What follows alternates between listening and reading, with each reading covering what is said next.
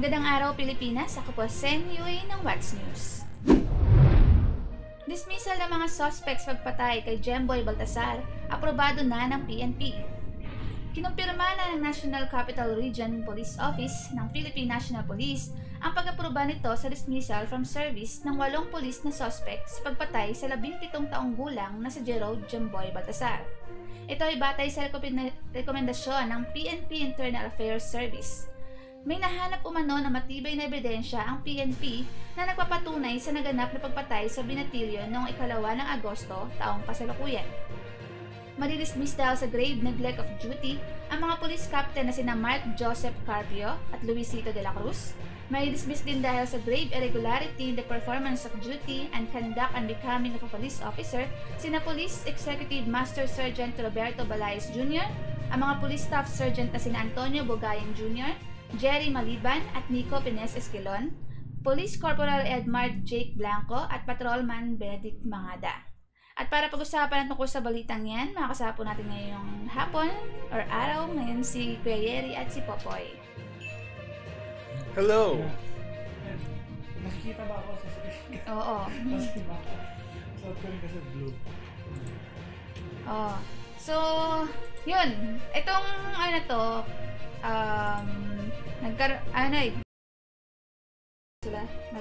inaprobahan na nila yung dismissal yung sa 8 suspect.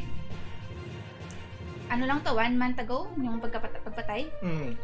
Pero ano may passing mo? Hindi kasi, kung nabalitaan nyo yung a month ago, meron silang suspect na hinuhuli. Meron silang warrant of arrest. Pero, ang napahamak, hindi yun yung hinahanap nila. Actually, teenager eh. Si Jemboy, tapos may mga kaibigan siyang kasama na mga teenager din. At nasa lang sila, sa bangka. Ngayon, ang nangyari, paano sabihin, pero yun, napatay nga yung minor de edad. At hindi lang ito aksidenteng napatay kasi sunod-sunod na putok ang ginawa. Pero ang tanong nga kasi, bakit ang mga pulis natin ay una, ill-informed. Mali yung impormasyon na nila or mali yung decision na ginawa. Una, hindi pala nila confirm na yun yung suspect tapos hinuhuli nila pero pinutokan nila. May dapat, 'di ba? Mayroon muna silang kailangan procedure na hindi shoot to kill lang yun nga problema sa mga pulis ngayon eh. Naalala niyo mga bata tayo, sabi. Eto, sa usapin ng, mag-ROTC kayo nang magkaroon kayo ng ikang disiplina. Disiplinado ba yan? Yan ba yung militaristic na discipline na na maging mas tanga sa serbisyo? 'Di ba? Itong sa mga police captain na parusahan din kasi sabi ayon sa korte na hindi nila kayang kontrolin yung mga tao nila. Na sinabi daw pinahinto daw nila yung pagputok. Kaso nga nauna na naman kumilos So hindi daw siya sinusunod. Basta kusang kumilos, kusang nagpaputok yung mga niya. Hindi, lalo mas kailangan tangin. Hindi pala sumusunod sa'yo eh. Hindi, turuan na lang yan eh. Kasi doon sa mismong Senate hearing, matigas pa tong mga to na tama yung ginawa nila. Mga naka-uniforme pa to Proud pa ka mo? Hindi, namin eh. Parang sure na sila dun sa yung suspect talaga yung hinahanap niya. Yun yung suspect mismo. Kaya medyo nakakainis na tipong ang gusto ay magkaroon tayo ng automatic na respeto sa people in uniform. Ganun ang gusto nilang gawin, di ba? Sila Bato de la Rosa, sila Raffy Tulfo, mga ganyan. Ang gusto nila, respeto agad doon sa kahit mali na yung ginagawa. Tipo ba pag government uniform? Hindi. Pagkaba ko sa inyo di ba? Mga ganun. Kailangan ako, kayo mag-adjust sa akin. Oo. Ito, tinaas na yung sweldo nila. Ang dami nilang, actually, may benefit sila kapag under service yung police na may nangyari. Covered. Meron silang yung pamilya nila maiiwan, may makukuha Pero bakit gumagawa pa ng mga ganitong kabalastugan? Yun nga kuya, parang mas lalo lumala Anong bakit? Kasi may quota sila. Na tipong, okay lang tong meron kayong ganito kadaming bypass operations, suspect mapakulong. Ano yun? May incentive kasi. Normal yun sa na may quota? So, kaya may mga nahuhuli sila mga inosente. Kahit hindi yun yung as long as makakuha sila sa quota nila. Kasi may monetary gains. Ngayon, ang gumagawa na lang sila ng mga false mga false na pag-arrest. Meron pa yung dati parang huli that. Yun, kasama, tawag that. Mali yung inform, pero counted sa nila yun, di ba? Hindi lang, kinukutungan pa nila para counted sa quota yun, di ba? Kaya nga, nauuso yung pagtatanim ng ebidensya, pagtatanim ng droga.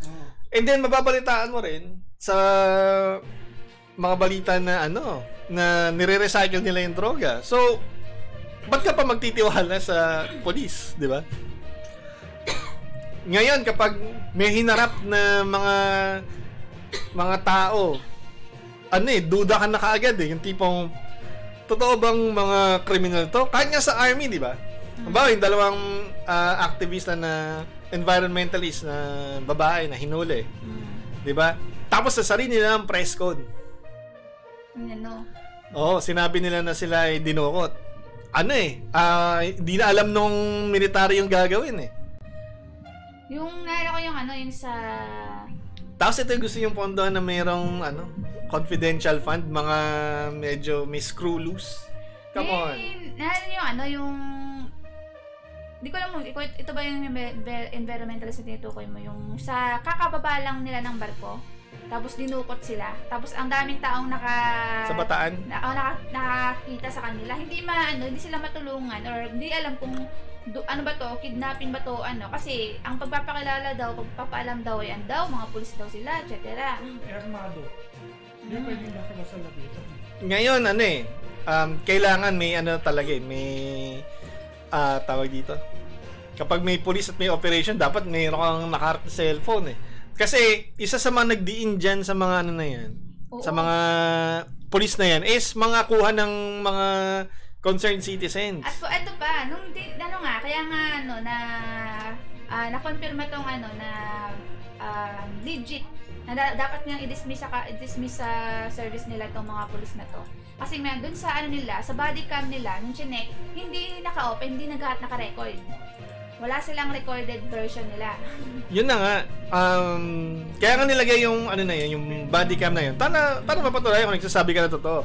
The fact na hindi siya naka-record, walang recording, ibig sabihin, may intention na gumawa ng kalokohan. Lahat ba sila may suot na body cam?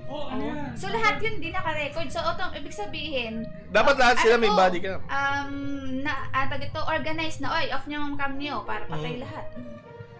Kaya mahirap na magtiwala sa sa police, sa military dahil sa mga ganyang gawain. At hindi naman pwedeng sabihin yan na na yung sinasabi na isolated case, konti lang sila, hindi ang dami nyo The fact na mas maraming balita tungkol sa mga tiwaling police kaysa sa mga sabihin nating mga bandido, ganyan. Mas marami kayong ginagawang mali kaysa sa kaya siguro minsan yung simpatsya ng tao wala sa inyo. Saka yung tipo pinondohan mo yung body cam, tapos magugulo, ba't ayaw gamitin? Tapos di ba doon sa kulto issue, yung mga pulis na nakadestino doon, mga nag-awol at kumampe doon sa mukhang bigatin niya yung may kabig daw may kabig Kaya nga, so mahirap magtiwala sa police ngayon. Sorry, hindi namin kasalanan bakit wala kaming tiwala sa inyo. Kasalanan nyo yan. Saka hindi mo masisisi taong bayan na kapag may police dyan na umalil ko. Imbis na mas kakabahan ka lalo. Actually, dati nung bata pa tayo, mga 90s yata, dati ang madalas sa pangarap ng mga bata ay maging police para sa magtanggol. Ngayon hindi na nakaka-proud na maging lesbo. And naalala niyo yung sa sa Showtime ba yun? Yung may bata doon na daw tingin sa mga pulis na hero daw dapat. Hindi ba? Mamamaril lang yan Di ba? So ganun naka-negative yung At ang dahilan yan is may kultura kasi ng impunity sa PNP. Kahit sa army. Yung tipong kapag meron kang ginawa, kailangan kakampihan ka ng mga kapwa mo police. Kasi sino daw ba magpoprotekta sa isa't isa kundi sila lang din naman. Meron pa sa akin yung may pinalayak na pinatanggal yung police na drawing. Kasi ito, doblado eh. Tapos yung ibang mga nagkakaroon ng ganyang kaso, di naman automatic na tinatanggal. Minsan na lilipat lang. Oo. Saka ano tawag doon, sila pa yung pinapapress ko. Sila pa yung mas pinabobosesan kaysa dun sa Alam ko yung anong insidente yun? Yung may papareskon sila? Yung sa retired police naman na may rin, sunod-sunod na mga kaso din dati. Kaya parang na-dismiss.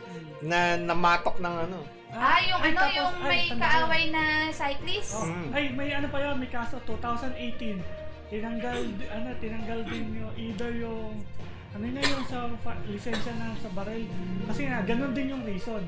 Oh. May Tsaka yung namaril ng lola noong 2021. May video na dapat may video na as pruweba dun sa police. Kaso ang hindi natin maintindihan, imbes na magpaliwanag yung yung dating militar ba yun? Nagpa-presscon pa at ang nag-assist sa yung Kaya nga, meron kasing ganung kultura doon na tayo magpaprotect sa ating mga sarili, hindi yung public service eh. Tapos maririnig mo ganun, tayo pa ipapagalitan. Maging responsabling. Tapos kailangan may respeto sa mga naka-uniforme. Paano ka magkakarespeto sa mga ganyan? O ikaw mismo hindi ka pa gumagawa ng kupal ka na agad eh. Tapos ang delikado pa dyan syempre may mga firearms yan. Diba?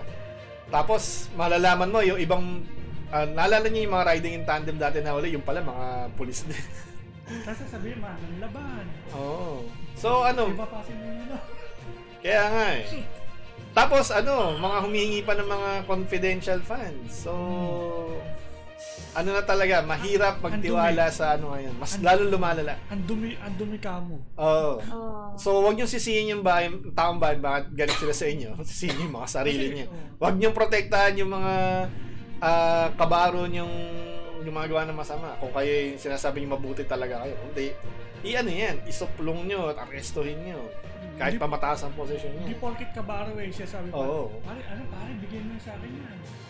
Kaya natututong gumawa ng mali yung kasi feeling nila above the law eh. Ang tawag doon, balato na yung gano'n eh. So, yun po ang ating balita patungkol dun sa usapin sa pagpatay sa mga suspects sa pagpatay sa 17 years old. At para po sa iba pang updates o balita at kung gusto nyo malaman ang aming opinion, abangan nyo lang po ang ating What's News sa FPS Media NCA sa Facebook at YouTube. At yun po ang ating balita ngayon.